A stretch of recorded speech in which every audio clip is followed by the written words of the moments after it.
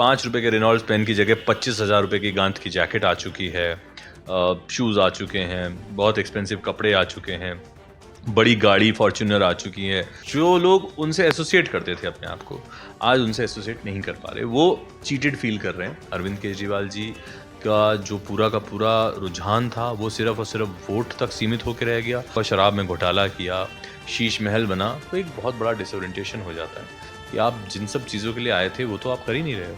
उन्होंने कहा महिलाओं को 2100 रुपये दूंगा, ये वादा किया। उन्होंने 1000 रुपये का वादा लोकसभा चुनाव से पहले किया था, फॉर्म भी भरवाए थे, आज तक नहीं दिया।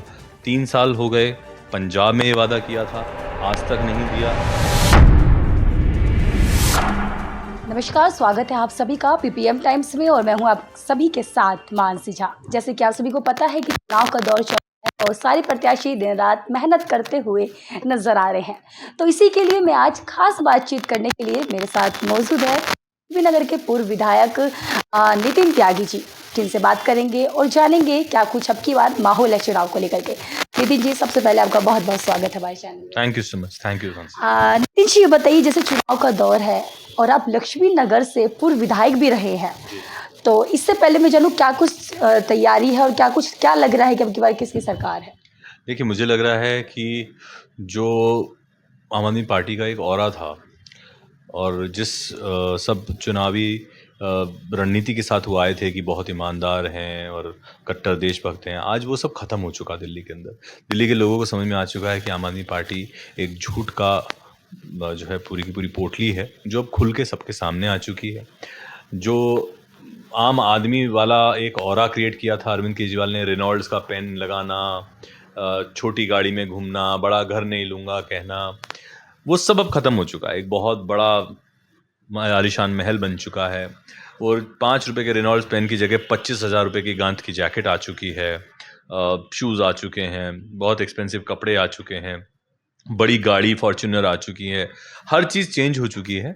और जो लोग उनसे एसोसिएट करते थे अपने आप को, आज उनसे एसोसिएट नहीं कर पा रहे। वो चीटेड फील कर रहे हैं। वो फील कर रहे हैं। बहुत सी महिलाएं हैं, बड़ी बड़ी बातें करके आए थे कि दिल्ली के अंदर जैसे होना चाहिए, 90% महिलाएं जिस मोहल्ले की कहेंगी उसी मोहल्ले में शराब का ठेका खुलना चाहिए। आज एक एक मोहल्ले में 3-3 4-4 ठेके अरविंद केजरीवाल जी ने खोल दिए बिना किसी महिला से पूछे। ये जो झूठ था, ये जो झूठ बोला कि 1000 रुपये हर महिला को दूंगा, ये जो बुजुर्गों की पेंशन की बात करी और पेंशन रोक ली, ये जो गरीबों तक राशन नहीं पहुंचा, ये जो स्कूलों में टीचर्स नहीं हैं, ये जो अस्पतालों में बेड नहीं मिलता, वेंटिलेटर नहीं मिलता, दवाई नहीं मिलता, इलाज नहीं मिलता, ये सब चीज़ें एक फेलियर दिखाते हैं। देश में क्या दुनिया में सबसे प्रदूषित शहर दिल्ली बन चुका है। यमुना की सफाई के लिए बार बार बार बार झूठ बोला और इस तरीके की राजनीति कि पानी गर्मियों में आता नहीं है, आता है तो गंदा आता है। जैसी गर्मियाँ निकलती हैं सड़कों पे पानी पानी हो जाता है, बरसात के टाइम पे लोग डूब के मर जाते हैं दिल्ली के अंदर। सर्दियों में पोल्यूशन हो जाता है। दिल्ली का माहौल ख़राब हो गया है। दिल्ली की हालत ये हो गई है, दिल्ली कई साल पीछे कर दिया अरविंद केजरीवाल ने और मुझे लगता है दिल्ली की जनता अब उनकी जो ये बार बार पीसी करके बहाने बनाना, रोना और कोसना नरेंद्र मोदी जी को और केंद्र सरकार को, इस राजनीति से अब परेशान हो चुके हैं। सर, एक क्वेश्चन मेरा ये भी था कि आप आम आदमी पार्टी से विधायक बने, उसके बाद आप बीजेपी ज्वाइन कर लिए। सर, वजह आम आदमी पार्टी को छोड़ने की आपकी क्या राय है? बहुत सारी वजह हैं। Over a period of time देखिए, जब हम आम आदमी पार्टी बनाई थी तो यूपीए गवर्नमेंट के और कांग्रेस के भ्रष्टाचार के विरोध में बनाई थी और बीजेपी से कोई विरोधाभास नहीं था किसी भी तरीके का, नरेंद्र मोदी जी से कोई विरोधाभास नहीं था। और हम लोगों ने दिल्ली से कांग्रेस को हटाया। लेकिन उसके बाद जैसे ही अरविंद केजरीवाल जी ने कांग्रेस के साथ टाई अप का कोशिश करी 2019 में, आप वहाँ से समझ लीजिए, और उसके बाद कभी चीज़ें संभली ही नहीं। अरविंद केजरीवाल जी का जो पूरा का पूरा रुझान था वो सिर्फ और सिर्फ वोट तक सीमित होकर रह गया। कोरोना में जिस तरीके से उन्होंने कोरोना को हैंडल किया दिल्ली के अंदर, पूरे देश में एक ही आदमी चिल्ला रहा था ऑक्सीजन नहीं है, ऑक्सीजन नहीं है, क्योंकि अपने दोस्त को ऑक्सीजन कॉन्सेंट्रेटर जिसने 15-15 हज़ार रुपये के चाइना से इंपोर्ट किए थे, उसके कॉन्सेंट्रेटर महंगे बिकवाने थे, उससे चंदा लेना था, चंदा लिया भी है, अकाउंट में चंदा लिया है उससे। तो इस तरीके की हरकतें जब चालू हुई दिल्ली के अंदर और दिखाई दिया कि ये सब गड़बड़ होता चला जा रहा है, और उसके बाद में किस तरीके से आपने देखा होगा शराब में घोटाला किया, शीश महल बना, तो एक बहुत बड़ा डिसोरिएंटेशन हो जाता है कि आप जिन सब चीज़ों के लिए आए थे वो तो आप कर ही नहीं रहे हो, और वो बदलाव आप लाने की कोशिश कर रहे थे, आप सब कुछ छोड़ के आए थे, एंड सडनली लगता है कि ये तो अरविंद केजरीवाल से बड़ा झूठा कोई नहीं है, इसने सबका मूर्ख बना दिया। ये आप देखिए हालत मनीष सिसोदिया जी की, उनके कॉलर फटे होते थे, उनके पैंट के पोंचे फटे होते थे जब वो पहला चुनाव लड़ रहे थे। उनके बेटा आज की तारीख में कनाडा में पढ़ रहा है, कहीं से तो पैसा आया होगा। नहीं, ये आपने जो कहा अरविंद केजरीवाल जी का कभी कॉलर फटा रहता है मनीष और मनीष सिसोदिया जी का कभी कॉलर फटा रहता है, कोई पैंट का फटा होता था 2013 के चुनाव ठीक है। में। अभी भी तो आपने इससे पहले भी देखा होगा, अरविंद केजरीवाल जी के बारे में बात कर रही हूँ मैं, कि वो रैली कर रहे थे, रैली के दौरान वो स्लीपर पहन के जा रहे थे, एक शर्ट में उनके पास जेब नहीं थी, तो उनका कहना था कि ये मैं लोगों के पास आकर के अपनी गरीबी दिखा रहा हूँ कि मैं तुम्हारे साथ हूँ इस समय। नहीं, यह मैंने आपको शुरू में ही बताया कि अरविंद केजरीवाल जी का वो 5 रुपए का रेनॉल्ड्स का पेन अब 25,000 रुपए की गांध की जैकेट्स के बदल चुका है। अरविंद केजरीवाल जी की छोटी गाड़ी जो वैगनआर हुआ करती थी, फेमस होती थी, वो एक फॉर्च्यूनर से बदल चुकी है। अरविंद केजरीवाल की जो मैं प्रोटेक्शन नहीं लूँगा, वो आज 10 गाड़ियों से ज़्यादा का कैवलकेड पंजाब पुलिस का उससे बदल चुका है। अरविंद केजरीवाल का कि मेरे को बड़ा घर नहीं चाहिए, 2-3-4 कमरों से काम चल जाएगा, वो शीश महल से बदल चुका है। ये मैंने आपको पहले बताया। सेम बाकी सबके साथ भी ऐसा ही हो रहा है, सब के सब बदल चुके हैं। पता नहीं आम आदमी पार्टी बनी थी आम आदमी को उठाने के लिए, आम आदमी को उठाया नहीं उठाया, पर अपने सबके स्टैंडर्ड उठ गए हैं। गरीबों के लिए लड़ने वाले गरीबों के लिए कुछ कर पाए नहीं कर पाए, लेकिन अपने लिए बहुत कुछ कर चुके। अब की बार तो उन्होंने मैनिफेस्टो में तमाम तरीके के वादे किए हैं, क्या लग रहा है इन वादों पे खड़े उतर पाएंगे वो? उन्होंने एक वादा किया कि किराएदारों को बिजली और पानी का फ़ायदा मिलेगा। यही वादा उन्होंने 2020 के चुनाव से पहले भी किया था, 2019 में किया था। उन्होंने वादा किया कि यमुना में साफ़ कर दूंगा। उन्होंने कहा महिलाओं को 2100 रुपये दूंगा, ये वादा किया। उन्होंने 1000 रुपये का वादा लोकसभा चुनाव से पहले किया था, फॉर्म भी भरवाए थे, आज तक नहीं दिया। 3 साल हो गए, पंजाब में ये वादा किया था, आज तक नहीं दिया, वहाँ फेल हो गए। ये वादे हैं रिपीटेटिवली, वही वादे बार बार आते चले जा रहे हैं, लेकिन उनमें हो कुछ नहीं रहा है किसी भी तरीके से। अरविंद केजरीवाल जी देखिए, उन्होंने वाईफाई का कहा था, वाईफाई के सिस्टम लगे कुछ दिन के लिए और उसके बाद उतार दिए गए। उन्होंने कहा वायदा पूरा हो गया, आज कोई बात भी नहीं कर रहा है। उन्होंने कहा जन लोकपाल लेके आऊँगा, वो वादा आज तक पूरा नहीं हुआ। उन्होंने कहा स्वराज लेके आऊँगा, आज तक वादा पूरा नहीं हुआ। उन्होंने बहुत सारे ऐसे वादे किए। उन्होंने कहा वन टाइम सेटलमेंट स्कीम लेके आऊँगा पानी का, आज तक पूरा नहीं किया। जो आदमी अपने वादों से मुकर जाता है, जो आदमी वादे ही झूठे इसलिए करता है कि उसको सिर्फ वोट चाहिए, उस आदमी पे कैसे भरोसा कर सकते हैं? हाँ सर, मुझे यमुना के बारे में बात करना था कि अब की बार चुनाव में जो यमुना साफ सफाई सबसे बड़ा मुद्दा बताया जा रहा है, और आप आम आदमी पार्टी से विधायक भी रहे थे, तो सर आज या कल में केजरीवाल जी वादा नहीं करेंगे सफाई को लेकर? काफ़ी समय से वादा कर रहे हैं, तो आप विधायक भी थे, तो क्या कुछ कहना है आपका? बहुत सिंपल सी लॉजिक है यमुना जी। यमुना में 17 नाले पड़ते हैं, 22 किलोमीटर की यमुना है दिल्ली के अंदर, बुराड़ी के उधर से जहाँ से शुरू होती है और ओखला तक। इसमें 16-17 नाले तकरीबन पड़ते हैं। हर नाले पे एसटीपी प्लांट अगर एक पहले लग जाता है तो पानी ट्रीट होके यमुना जी में जाएगा, तो यमुना जी साफ रहेंगी। जब नाला ही यमुना जी में गिरेगा तो यमुना जी में तो नाले का पानी है तो गंदा ही रहेगा। तो जब तक वो वाटर ट्रीटमेंट प्लांट सुचारू रूप से चालू नहीं होंगे, जो कि अब तक 10 साल में हो जाने चाहिए थे। 8,000 करोड़ रुपया केंद्र सरकार ने दिया है यमुना को साफ करने के लिए, वो कहाँ गया, उसका क्या हुआ, इसके बारे में अरविंद केजरीवाल जी बोलना नहीं चाह रहे, बोल भी नहीं रहे हैं। लेकिन एक भी वाटर ट्रीटमेंट प्लांट सुचारू रूप से चालू नहीं है दिल्ली के अंदर। 10 साल के अंदर बहुत बड़ा फेलियर है। क्या लग रहा है अगर अब की बार 2025 से फिर से उनकी सरकार आती है तो कर सकती है? मुझे पूरा का पूरा भरोसा है कि फिर से उनकी सरकार नहीं आ रही है, भारतीय जनता पार्टी पूर्ण बहुमत के साथ आएगी। अच्छा सर, कहीं ना कहीं ये दिल्ली जो है आम आदमी पार्टी का गढ़ माना जाता है, और बीजेपी भी अपनी तमाम तरह के मैनिफेस्टो उन लोगों को दिखा रही है, योजनाएं निकाले ताकि जनता कहीं ना कहीं उन योजनाओं में आ जाए।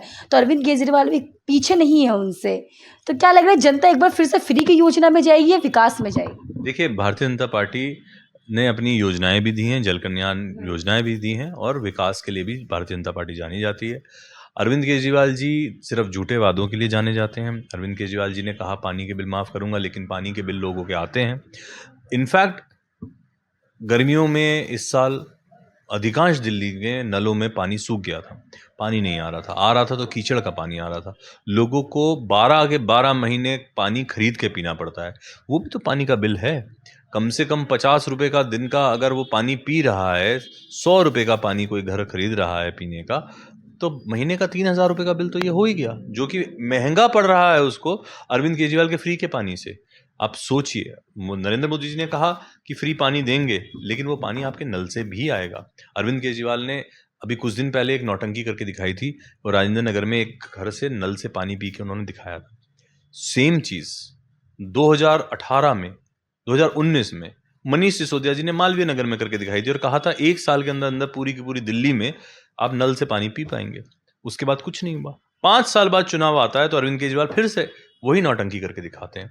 ये पूरा का पूरा प्रपंच वाली राजनीति है। आप देखिएगा थोड़ी थोड़ी देर में इनका कोई ना कोई प्रेस कॉन्फ्रेंस के लिए बैठता है। कभी मुख्यमंत्री आतिशी जी बैठती हैं, कभी शराब mafia Manish Sisodia press conference के लिए बैठते हैं, कभी संजय सिंह जी बैठते हैं, कभी अरविंद केजरीवाल जी बैठते हैं। तो मुझे ऐसा लगता है कि सिवाय पीसी करने के लिए के अलावा और अपने आप को विक्टिम शो करने के अलावा पिछले 10 साल में अरविंद केजरीवाल जी ने मेजर कुछ नहीं किया है। अच्छा, जैसे आपने कहा कुछ नहीं किया उन्होंने विकास के नाम पर। अरविंद केजरीवाल जी का साफ तौर पे ये आरोप है कि मुझे पीछे से बजट नहीं मिलता है, तो मैं कैसे विकास बजट की करूं? तो कोई बात ही नहीं है। वो तो हमेशा कहते हैं कि मेरे पैसे की कमी नहीं है, और दिल्ली का बजट तो सरप्लस है। तो विकास के नाम पर उनका बजट कहाँ उनका चला देखिए, जाता है? मुझे एक बात बताइए, उनको जो काम करना होता है, उनको शीश महल बनाना था, तो उसमें तो वो कहते हैं किसी ने रोका नहीं, बन गया वो शीश महल। और अस्पताल बनाने के लिए कहते हैं एलजी ने रोक दिया। ऐसा हो सकता है क्या? वो कहते हैं कि जो है मैं मोहल्ला क्लिनिक नहीं खोल पा रहा हूँ, पर शराब के ठेके खोल लिए उन्होंने। ऐसा हो सकता है क्या? अरविंद केजरीवाल को जो काम कराना होता है वो करते हैं और कराते हैं। जो काम नहीं कराना होता, जो वादे झूठे बोले हुए होते हैं अरविंद केजरीवाल ने, वो सारा का सारा ठीकरा एलजी के ऊपर फोड़ते हैं। ये साफ दिखाई देता है। सर, कहीं न कहीं देखो कांग्रेस भी पीछे नहीं है, वो भी दिन-रात मेहनत करती हुई नज़र आ रही है दिल्ली में कि हमारी सरकार भी बन जाए। तो क्या लग रहा है आपको, किसकी टक्कर होने वाली है? देखिए, आपने बिल्कुल कहा, कांग्रेस भी पीछे नहीं है। कांग्रेस और आम आदमी पार्टी दोनों साथ-साथ हैं। किसी चुनाव में दोनों के दोनों साथ होते हैं, एक दूसरे की गोद में बैठे होते हैं, और किसी चुनाव में एक दूसरे को गाली दे रहे होते हैं। कहीं अरविंद केजरीवाल राहुल गांधी जी को आजकल भ्रष्ट कह रहे हैं, हेराल्ड वाला, नेशनल हेराल्ड वाला केस कह रहे हैं, वो उनको शराब माफिया कह रहे हैं, और फिर न जाने किस मुंह से एक दूसरे के लिए वोट मांगने भी चले जाते हैं। बहुत शर्मनाक है। इस तरह की राजनीति पूरे के पूरे देश को पीछे लेके जा रही है। देश में लोगों को, जनता को समझ में आ रहा है कि एक विकास की राजनीति है वो भारतीय जनता पार्टी जो करती है। इसलिए साल दर साल गुजरात में सरकार आ रही है, मध्य प्रदेश में सरकार आ रही है, राजस्थान में सरकार आ रही है, उत्तराखंड में सरकार आ रही है, बार बार छत्तीसगढ़ में, महाराष्ट्र में, अब तो उड़ीसा में भी आ गई है, आसाम में आ रही है, बार बार रिपीटेड सरकारें आ रही हैं। तो मुझे लगता है कि लोगों को इस बात की समझ है कि जो है, जो लोग लगातार विकास के लिए और सब के लिए काम करते हैं, देश के हर तबके के लिए काम करते हैं, नरेंद्र मोदी जी के नेतृत्व में भारतीय जनता पार्टी ने बहुत अच्छा काम किया है, आगे भी करेगी। सर, एक मेरा क्वेश्चन ये भी था कि अब की बार चुनाव में पूर्वांचल का मुद्दा जो है सबसे बड़ा मुद्दा माना जा रहा है। अरविंद केजरीवाल ने आरोप लगाया था बीजेपी पे कि बीजेपी वाले पूर्वांचल से लोग आ रहे हैं, 500 हैं। क्या ना इसके बारे में? अरविंद केजरीवाल जी कोई मौका नहीं चूकते पूर्वांचल के लोगों के बेइज्जती करने का, उनके लिए कुछ भी उल्टा सीधा। एक बार उन्होंने बोला 500 रुपये में बिहार से आता है और 5 लाख रुपए का इलाज करा के आदमी चला जाता है। एक बार उन्होंने कहा कि ये दोगले होते हैं। एक बार उन्होंने कहा कि जो है फर्जी होते हैं पूर्वांचली। अब उनको ये सोचना चाहिए। मनोज तिवारी भी तो वहीं से ही है। मनोज तिवारी जी, अरे उनके यहाँ पे भी बहुत सारे विधायक हैं जो पूर्वांचल से हैं, और दिल्ली सभी लोगों की मिलके बनी हुई है। अरविंद केजरीवाल जी भी बाहर से ही आए हुए हैं, हरियाणा से आए हैं, तो किसी का भी हक नहीं बन जाता। दिल्ली राजधानी है देश की, सबका उतना ही हक है। और पूर्वांचल के लोगों का तो मैं कहूँगा कि दिल्ली को बनाने में बहुत बड़ा योगदान है। अरविंद केजरीवाल जी ने यमुना माँ की ये हालत कर दी है कि आज की तारीख में जो सबसे बड़ा पर्व होता है पूर्वांचलियों का, छठ, वहाँ पर वो यमुना के किनारे नहीं बना पाते। उन्हें गली-गली में टब लगा के, छत पे टब लगा के ये सब करने पड़ते हैं। अरविंद केजरीवाल जी नौटंकी तो करते हैं कि मैं इतने सारे घाट बना रहा हूँ, ये कर रहा हूँ, पर जो आस्था का पर्व है सूर्य अस्त और सूर्य उदय का, वो घर की और गलियों के पार्कों से नहीं हो सकता। वो यमुना के किनारे ही हो सकता था, लेकिन अरविंद केजरीवाल जी ने उससे भी पूर्वांचल को वंचित किया। मुझे लगता है पूर्वांचल समाज हो, चाहे उत्तराखंड का समाज हो, चाहे कोई और समाज हो, अब उन्होंने लेटली हरियाणा को कह दिया कि हरियाणा वाले जो है जहर मिला रहे हैं पानी के अंदर, तो वो तो सबको गाली दे रहे हैं। ये बौखलाहट है उनकी, सत्ता जाते हुए देख के मुझे लगता है ये बौखलाहट है। सर कहीं न कहीं पूर्वांचल का ये छठ पूजा जो है सबसे बड़ा पर्व माना जाता है और यमुना का ये इस तरीके से हालत है, अगर आपकी सरकार आती है बीजेपी की, तो पूर्वांचल के लोगों के लिए वो जो यमुना की सफाई छठ पूजा को लेकर हमने सबसे किया बड़ा है दिल्ली के सभी लोगों से, इसमें सिर्फ पूर्वांचल की बात नहीं है, हुँ। दिल्ली के सभी लोगों से ये वादा किया है कि 2025 का छठ तो नहीं, पर 2026 का छठ हर हालत में यमुना किनारे ही मनाया जाएगा, अगर भारतीय जनता पार्टी की सरकार आती है। सर 2025 से एक सवाल और मेरे मन में है कि अरविंद केजरीवाल जी ने इस चुनाव से नहीं, इससे पहले चुनाव में ये कहा था कि अगर मैं यमुना की सफाई नहीं कराता हूँ, अगर ये हालत इसी तरीके से बनी रहती है, तो 2025 में आप लोग मुझे वोट मत दीजिएगा। तो क्या लगता है आपको? वो फिर जनता मानेगी या फिर दोबारा से वो फिर मुकर गए हैं। वो कह रहे हैं कि अच्छा हाँ, मैं मानता हूँ मैं यमुना ठीक नहीं कर पाया, मैं सड़कें ठीक नहीं कर पाया, मैं पानी ठीक नहीं कर पाया, मैं पता नहीं क्या-क्या ठीक नहीं कर पाया, आप मुझे 5 साल और दे दो। उन्हें लगता है वो इतना क्यूटली बोल देंगे, क्यूट बन के, भोले बन के जनता का फिर से मूर्ख बनाएँगे। दिल्ली की जनता भोली ज़रूर है, मूर्ख नहीं है। मुझे नहीं लगता कि एक बार और उनको सीएम बनाने की कोशिश करेंगे, और ऐसा आदमी जो अपने ही देश के लोगों पे जेनोसाइड करने का, पानी में जहर मिलाने का आरोप लगाता हो, इस चुनाव जीतने के लिए ऐसी झूठी और निकृष्ट श्रेणी की राजनीति करता हो, उसे एक भी दिन मुख्यमंत्री की कुर्सी पर रहने का हक हो। सर दूसरा सवाल ये, आखिरी सवाल हालाँकि ये है कि कभी भी ऐसा नहीं हुआ है देश में कि सीएम पद पे होते हुए कोई मुख्यमंत्री किसी आरोप में जेल गए हो। अरविंद केजरीवाल खुद ही कहते थे कि किसी के ऊपर कोई भी जांच हो तो उसे रिजाइन कर देना हाँ चाहिए, जी, चाहे उन्होंने वो किया। एमएलए। उन्होंने नहीं किया। हाँ। वो जेल हुई आए, जेल होके आके जब उन्हें सुप्रीम कोर्ट ने कह दिया ना तुम कोई फाइल साइन करोगे, ना तुम ऑफिसरों की मीटिंग बुला सकते हो, आप कुछ भी काम नहीं कर सकते, तब जाके उन्होंने मजबूरी में रिजाइन उन्होंने तो किया। सीधा आरोप लगाया कि बीजेपी ने ज़बरदस्ती मेरे पर शराब घोटाले का आरोप लगाया है। देखिए, अगर सुप्रीम कोर्ट उनको इतने महीनों तक बेल नहीं देती है, हाँ जी। तो कुछ ना कुछ तो तथ्य होगा। वो कुछ भी कह, हर चोर जो है वो अपने आप को बेगुनाह बताता है। अरविंद केजरीवाल जी भी उन्हीं में से एक हैं। अरविंद केजरीवाल जी ने साफ-साफ शराब में घोटाला किया है। मैं आपको बताता हूँ। स्वराज एक किताब है अरविंद केजरीवाल जी की, आप अमेज़न से लीजिएगा। पहले ₹40 की मिलती थी, आज ₹200 की अमेज़न पे मिलती है। उसमें आप पढ़िएगा, अरविंद केजरीवाल ने कहा था कि शराब के ठेके नेता और ऑफिसर मिल के खोलते हैं, उनकी मिलीभगत से शराब के ठेके खोलते हैं। ये अरविंद केजरीवाल ने लिखा है उसमें। ये सामने मदर डेयरी रोड है, आप बाहर निकलेंगी ना, यहाँ मदर डेयरी रोड है। यहाँ पे एक ठेका होता था। अरविंद केजरीवाल ने 5 ठेके और आज 6 ठेके हैं यहाँ पे। ये किसकी मिलीभगत से खुले हैं? यहाँ को ये जो सामने आप एरिया देख रहे हो, ये पतपड़गंज एरिया है। ये पांडव नगर है पतपड़गंज का। यहाँ पे मनीष सिसोदिया जी क्लेम करते हैं उन्होंने एक ठेका बंद करवाया था, बड़ा अपनी वाहवाही लूटते थे। आज इधर कोने पे देखना ठेका खुला हुआ है, उसके पास में ठेका खुला हुआ है। ये मनीष सिसोदिया जी ने, एएसएन पब्लिक स्कूल है, एएसएन इंटरनेशनल स्कूल है मनीष सिसोदिया के, यहाँ पे उसके एकदम सामने ठेका खुला हुआ है। ये गेट है और गेट के सामने ठेका खुला हुआ है। ये शिक्षा के जनक है। ये लोग सिवाय झूठ के, फरेब के और किसी तरीके की राजनीति नहीं करते, ये सिर्फ इतना ही जानते हैं। अच्छा सर, एक सवाल और है, आप आम आदमी पार्टी से विधायक रहे हैं, तो इससे अच्छा जवाब आप ही दे सकते हैं, शायद कोई और नहीं दे पाए, कि जब भी चुनाव का समय आता है, अरविंद केजरीवाल पे हमला क्यों हो जाता है? कई बार उन्होंने कहा है कि मैं रैली के जाता हूँ, अभी कुछ समय पहले ही उन्होंने आरोप लगाया कि बीजेपी के किसी लोग ने आकर के मेरे ऊपर पत्थर से हमला किया। झूठ बोलते हैं अरविंद केजरीवाल। अरविंद केजरीवाल आधे हमले अपने आप पे खुद करवाते हैं। हाँ। इस तरीके के प्रपंच रचते हैं, अपने आप को विक्टिम बताते हैं। उनके कोई महिला नेता आके कहती है उनकी जान को खतरा है, कोई कहता है उनके पता नहीं किस चीज़ को खतरा है, और कोई कहता है मेरे पे पानी फेंक दिया, मेरे पे पता नहीं कोई और लिक्विड फेंक दिया, और इस तरीके के बयानबाजी, इस तरीके की सिंपैथी गेन करने की कोशिश मुझे लगता है बहुत ही शर्मनाक है। अगर अरविंद केजरीवाल जी को इतना बड़ा मौका मिला था, 67 सीट्स मिली थी, फिर 62 सीट्स मिली थी, इतनी बड़ी बहुमत के साथ आए थे, अगर लोगों के लिए काम किया होता तो उन्हें आज झूठ नहीं बोलना पड़ता। अच्छा सर, शायद यही वजह रही आपको आम आदमी पार्टी को छोड़ने की। मैंने नहीं छोड़ा, मैंने कुछ सवाल पूछे आम आदमी पार्टी से, आम आदमी पार्टी ने सर, मुझे वो सस्पेंड किया। वो सवाल जानना चाहूँगी मैं। पहले पूछा कि जब आप 1000 रुपये नहीं देना चाहते हो तो आप फॉर्म क्यों भरवा रहे हो, ये मैंने पहला एक वीडियो डाला था, क्योंकि मैं इंटरनली पूछ रहा था, जवाब नहीं मिल रहा था। जवाब ये मिल रहा था कि पहले चुनाव जीत लीजिए और कार्यकर्ता तो रुपए में 10 के भाव मिलेंगे।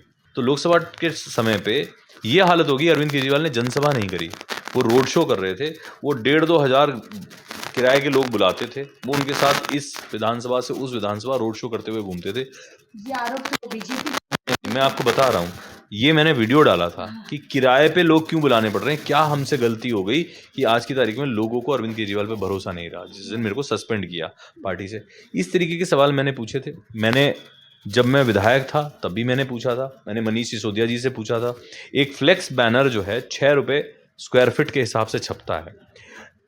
मनीष सिसोदिया जी ने 1000 से ज़्यादा सरकारी स्कूल हैं, हर सरकारी स्कूल में 1.5 फुट बाय 3 फुट का बैनर, 4.5 स्क्वायर फीट का बैनर छपवा के 30-30 बैनर हर स्कूल में लगाने का आदेश दिया था। मैंने एक स्कूल के पेपर पकड़े, उसमें एक बैनर जो 30 रुपये का होना चाहिए था वो 1100 रुपये की बिलिंग थी और 30 बैनर 33,000 रुपये की बिलिंग थी। मतलब 1000 से ज़्यादा स्कूल हैं तो 3.5 करोड़ रुपये की बिलिंग थी, जो कि मुश्किल 25-30 लाख रुपये की बिलिंग होनी चाहिए थी। वो मैंने मनीष जी को पकड़ा, मनीष जी को खुद को कंप्लेंट करी और मैंने विजिलेंस में इंक्वायरी भी डलवाई और मैंने उस वक्त पूछा कि उन पे क्या एक्शन हुआ, उन्होंने कोई एक्शन नहीं लिया। विजिलेंस ने साफ लिख के बताया था कि इसमें गड़बड़ हुई है। तो बहुत सारी ऐसी चीज़ें जो मैंने उस वक्त भी पूछी थी जब मैं एमएलए था तो ठेका एक खुलना था विकास मार्ग पे शकरपुर में, जो मैंने नहीं खुलने दिया क्योंकि वहाँ की जनता नहीं चाहती थी वहाँ पे ठेका खुले। उसके लिए भी मेरे ऊपर काफ़ी जो है बहुत प्रेशर डाला गया था, लेकिन ये सब चीज़ें हैं। सर, किसके द्वारा प्रेशर डाला जा रहा था? एक्साइज मिनिस्टर जो उस वक्त थे मनीष सिसोदिया थे, उन्हीं के द्वारा डाला गया था कि जो है खुलना बहुत ज़रूरी है वहाँ पे ठेका। मैंने कहा नहीं खुलेगा पब्लिक के, और मैंने नहीं खुलने दिया। तो ऐसी बहुत सारी चीज़ें हैं जो हम लोगों ने करी। विधायक रहते हुए भी पार्टी के खिलाफ जब खड़ा होना की ज़रूरत पड़ी तो खड़े हुए और बोला कि आप गलत कर रहे हैं। और विधायक मैं हार गया जब 2020 में, उसके बाद जब पार्टी में था उसके बाद भी बहुत बार ऐसा हुआ। और आपको बताऊं, राधू पैलेस के सामने जाइएगा तो एक ठेका खुला हुआ है, उस ठेके के खिलाफ आम आदमी पार्टी की सारा महिला विंग लक्ष्मी नगर का उन्होंने धरना दिया कि वहाँ पे पास में ही स्कूल है, यहाँ पे नहीं खुलना चाहिए। आम आदमी पार्टी के कार्यकर्ताओं को मनीष सिसोदिया जी के कहने पे पुलिस ने खदेड़ा, तब जाके ठेका खुला है। ये आम आदमी पार्टी में रहते हुए की बात बता रहा हूँ मैं आपको। फिलहाल ये कार्यक्रम ऐसे ही चलता रहेगा, तब तक के लिए देश दुनिया की तमाम खबरों के लिए हमारे साथ देखते रहिए पीपीएम टाइम्स। मैं थी आपके साथ मानसी झा।